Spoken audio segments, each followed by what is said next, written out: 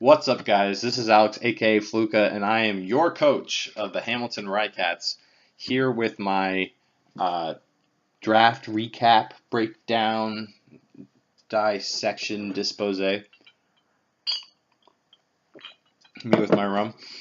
And I'm just going to try and do a very quick breakdown of what I drafted, why I drafted it. First major decision of the draft was whether or not I wanted to franchise. And I kind of wanted to just try new Pokemon this season because I franchised last season and I got two of my old members back. So what is 3/11ths? Or 3/11ths? I don't know what a fraction that is. About a quarter of my team last time was duplicate. So I just wanted to go brand new with stuff I hadn't tried before. And I was trying to think to myself what I really wanted to be my first round draft pick. Here you can see the team, and I'll get to each one in turn. But I really wanted a nice versatile Pokemon, and I decided to go with Garchomp. Garchomp has a great speed tier. It's at 102. It's Ground and Dragon. One of the first cores I like to build is a Dragon Fairy Steel. I know CEO says that they're a little overhyped, but I do think they are. They're very complementary, and so they make good cores to build teams on if your opponent does have a weakness. You can use them to buff each other. That's just me. But you can actually see in my first 6 picks, I got both cores.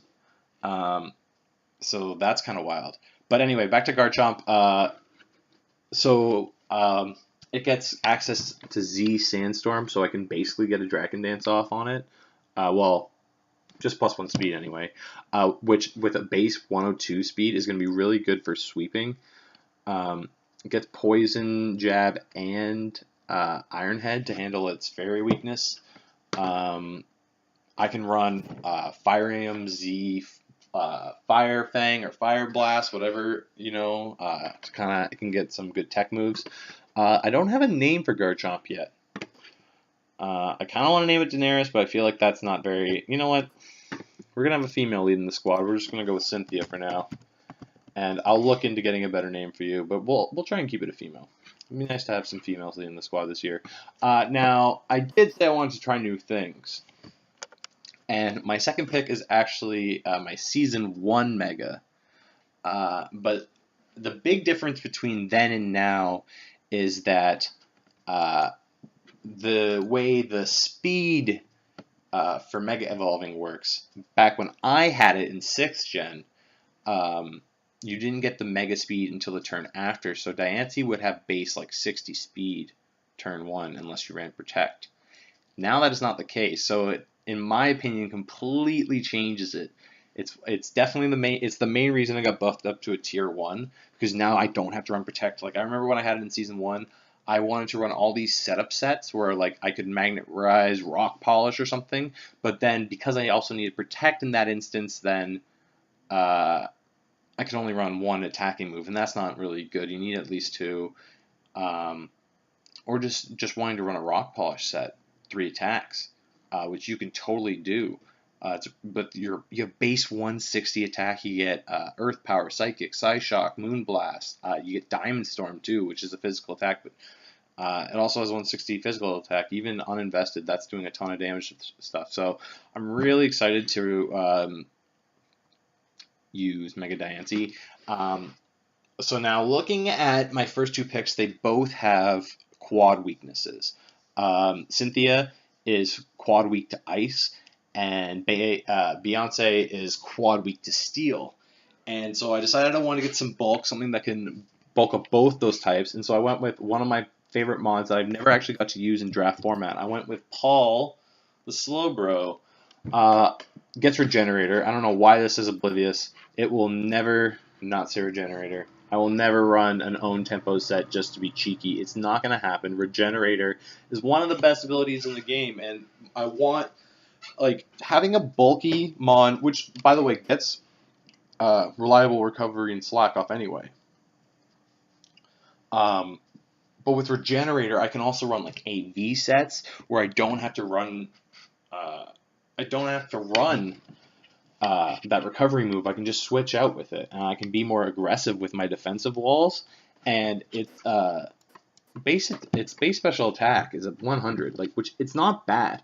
Uninvested, like, it's not going to do a ton, but if I run an assault vest set, I can go max attack. I can run like a modest or a quiet set. It also gets trick room, which is really good because you're going to see I do have a couple of slow mods. This is actually one of the slowest teams I've ever drafted, which is like, it's because my highest speed stat is Mega Diancie with at 110. It's not a very fast team, but for me it is. It's not a very fast team, and it kind of bothers me. I'm thinking of doing some trades to fix that. But Slowbro allows me to play the other end of that spectrum, where in the past I've used Reuniclus. I really love Reuniclus. I thought one of the reasons I traded for it late season was I wanted to keep my options open to franchise it in case I wanted to go that route. Because, like, again, another bulky Pokemon, also gets Trick Room, also gets Regenerator, also gets Magic Guard, which is also a great ability, unlike Slowbro where he only really gets the one. But one of my biggest problems last year with my bulky water type being Tapu Fini is that I didn't get recovery. So I thought I could cover that with this. I can also bulk up with it, or we'll Calm Mind or what have you. I think it also gets Amnesia. I think it gets Iron Defense. I can run all these tanky sets with it. I can also go offensive with it. And because Regenerator, just keep it alive, gets great coverage. So expect to see that a lot. Next up, we have Shofu the Darmanitan. I wanted an offensive fire type because apparently that's something I like. Last season, I don't even remember my fire type. It wasn't Entei, I'll tell you that. I was upset about that. I wanted Entei. I can't remember it right now. That's terrible. Anyway, I feel so bad. Doesn't matter. Because this year, it's Darmanitan. Darmanitan is base 95 speed, which isn't base 100. But that's okay because it does have 140 attack. It also has base 105 speed. And it gets Sheer Force, which is a great ability. I won't be getting flinches off of rock sides, but it will get a nice powerful boost. I can run Choice Band on it because it is base 95. If I can take care of more powerful threats or faster threats early on, I can kind of use this like a sweep late game, or I can just Choice Scarf it. Because its attack is so high, I can just Choice Scarf it. Still run an Adamant because it's so fast, unless I'm expecting like him to scarf his plus 100 speed Mons, which you don't normally do. I can still run an Adamant Nature and outspeed a lot of stuff, and then just take it out with Flare Blitzes, Earthquakes, Hammer Arms, that what have you. So at this point, I thought, okay, I have 3 really offensive Mons. I want another defensive Mon. I want to get a Steel type because Steel types were starting to go away. I knew Skarmory was gone, Celesteela was gone, Jirachi was gone, so I wanted to get a good Steel type. And I also wanted to try and kind of fill my board up first before I started making my free agency picks, because the advantage of the free agency picks is that once people have filled up their rosters, all their tiers, they don't really have the flexibility they want late draft. So if you just have all your free picks, you can make the most advantageous use of those points, and you can see what's still on the board, which is what I ended up doing.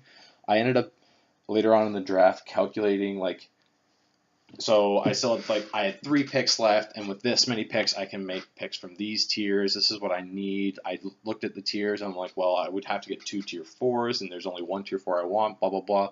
And I tried to use that to optimize what we could end up drafting. But so I wanted to fill my board. I wanted a tier 4. I wanted a Steel type. I wanted another rocker, so I didn't have to rely on Garchomp. So we went with Colossus, which is another Mon that I've had before, but I didn't have it last season, so still not new. But whatever. Colossus is back on the team. I really liked Colossus. I think Registeel got an MVP award for value pick or something one year, the year I brought it. I know I got an Oko on Adam's Scizor with this thing, which I'm very proud of. And even when it didn't get a lot of kills, just having it as a pivot Pokemon, it can set hazards. It gets T-Wave. I can use it Toxic. I can also Curse Talk with it. Gets a lot of like good technical abilities with it. Really excited to get to use this again. And then next up, I was looking at it and I wanted a poison type. I wanted a really, really good poison type. And there was an amazing poison type on the board being Scolipede. I wanted Scolipede. But I was looking at my team, and I'm like, I can't have two very big primary threats that are both weak to rock without having hazard removal on the board, and hazard removers were going.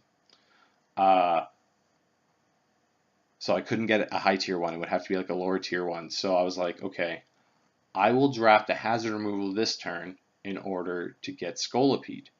And so I decided to go with Artemis and Decidueye. It gets Defog. It also gets Spirit Shackle, which is a really good move. I can trap things. It gets a signature Z move, which I really like. Ghost Grass means it gives me a spin blocker. Gives me a fighting immunity, which is always nice to get. It can be run defensively.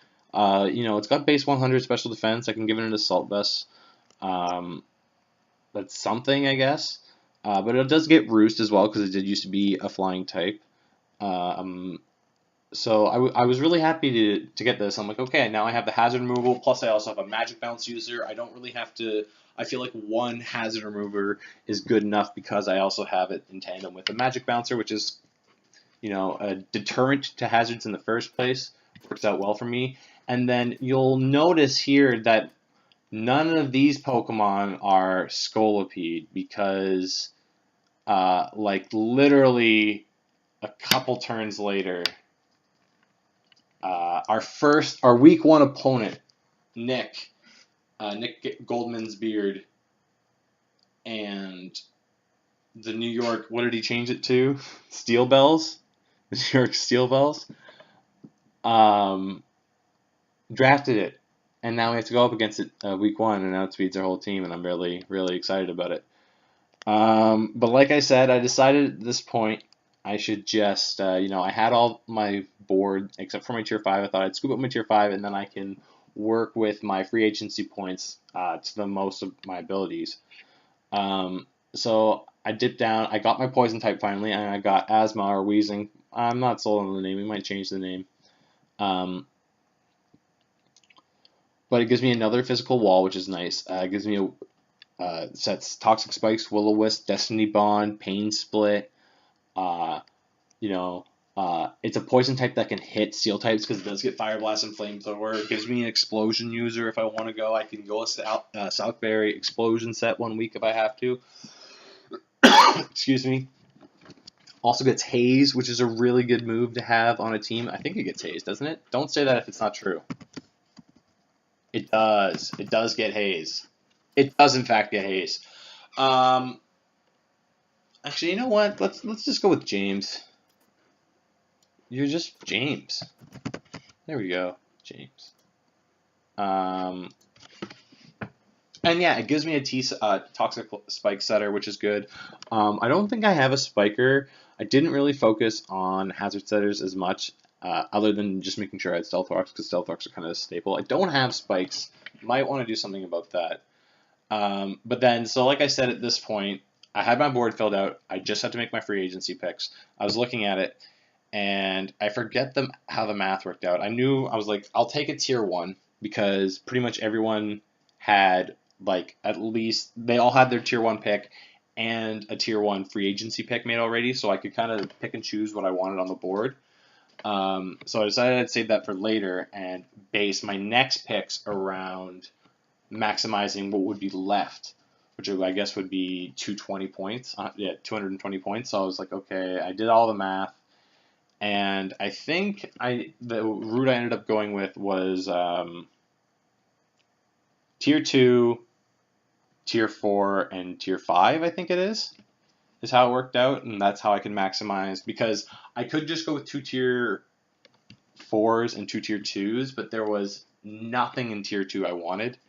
I just struggle I was like, I need to make sure this next pick is my tier 2, because if there is anything left in tier 2 I still want and it gets sniped, I won't be able to recover this draft. Like, it'll just be all kinds of thrown off in the end. So I looked at it and I figured, let's get bird spam, because bird spam is a great thing to have. It's always good to have a fast flying type. Base 100 flying type, not shabby, with base 120 attack. Gets reckless to boost its brave bird. I can run double edge in that case. Otherwise, I can just run return. Gets tailwind. Gets I think it also gets defog. Not that it's going to be our defogger, but it does get defog. That is a good thing to know. Also gets U-turn, intimidate.